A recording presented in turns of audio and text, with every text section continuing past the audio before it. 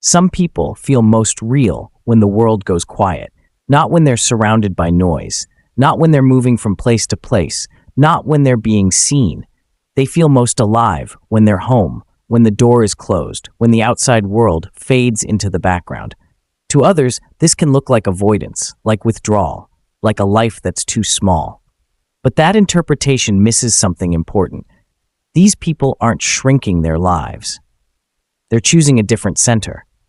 Psychology doesn't see this as a flaw. In fact, it often points to a mind that is unusually rich on the inside. People who love staying home tend to have highly active inner landscapes. Their thoughts aren't empty when the room is silent. Their emotions don't need stimulation to exist. Their imagination doesn't wait for permission. Inside, there's movement, reflection, depth. Home becomes the place where all of that can unfold without interruption.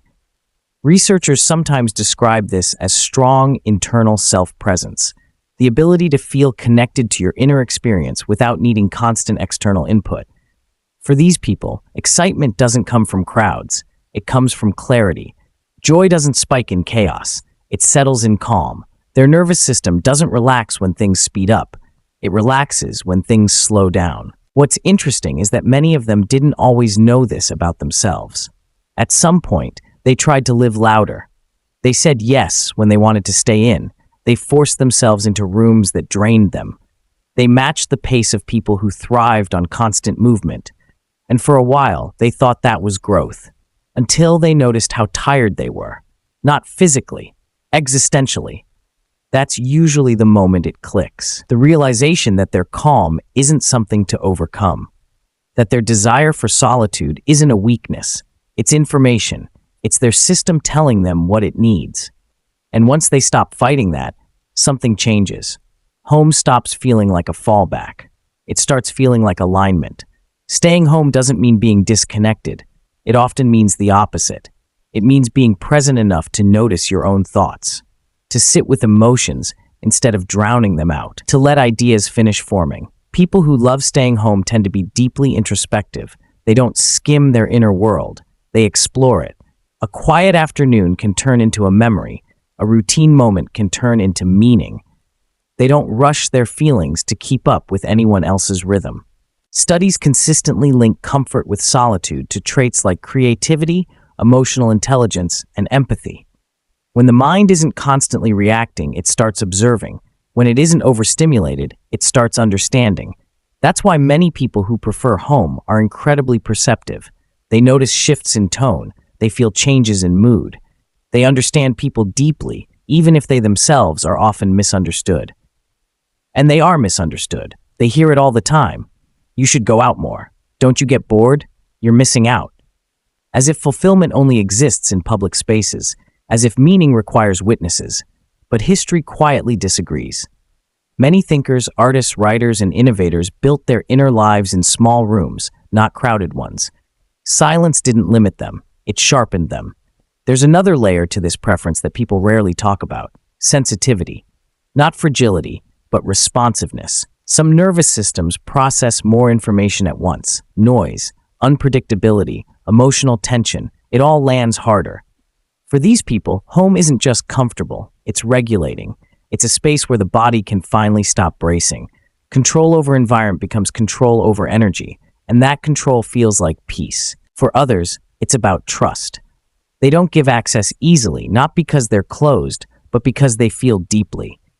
Emotional openness comes with weight, and they've learned to be selective with where they place it. Home becomes the one place where they don't have to perform, explain, or defend who they are. And sometimes, yes, the love of home is shaped by disappointment. A friendship that broke, a space where they were too much or not enough, a moment where their feelings had nowhere safe to land. So they built that safety themselves, not as a wall, but as a refuge. That's not avoidance, that's adaptation. What people often miss is how full these lives actually are. Joy doesn't arrive as events, it arrives as rituals. A book opened slowly, a game played without interruption, a familiar film watched for the 10th time. Happiness becomes something quiet and repeatable, not loud and fleeting. They don't measure life by how many places they've been. They measure it by how deeply they were present. There's also a secret most of them never say out loud. They love deeply. They care carefully. They notice everything. When distractions fall away, attention sharpens. And that attention becomes loyalty, patience, understanding. When someone earns a place in their life, it's not casual, it's intentional. If you're someone who prefers staying home, you've probably questioned yourself, wondered if you're avoiding something, if you're missing out, if you need to fix this part of you. But what if there's nothing to fix? What if the world simply doesn't celebrate quiet strength very well? Let me speak directly now. Maybe you've worried that staying in means being forgotten, but while the world rushes outside, something inside you has been growing. Ideas, insight, self-knowledge. You've been building a relationship with yourself that many people never develop. Home, for you, isn't a place. It's a state of alignment. You're not antisocial. You're selective. You're not unambitious. Your goals just live inward before they ever show up outward. You don't want applause. You want resonance. You don't want noise. You want meaning. Loneliness and solitude aren't the same thing. Loneliness is being unseen. Solitude is being with yourself without disappearing. And the fact that you can do that, sit with your own thoughts and still feel whole, that's not emptiness. That's self-connection. The world will keep telling you that stillness is wasted time, that rest is laziness, that a life not constantly documented is a life not fully lived. But that's not true. Stillness is where clarity forms. Rest is where direction returns. Silence is where understanding deepens. You may stay home more than others, but your life isn't on pause. You're observing, integrating, becoming. And when you do step out, it won't be because you feel pressured. It will be because it feels right. Until then, let the world rush without you. Sip your coffee slowly. Let your thoughts wander. Protect your peace. Because the people who love staying home aren't avoiding life. They're living it with intention, and quietly, without asking for attention, they're the ones who make the world feel a little more human.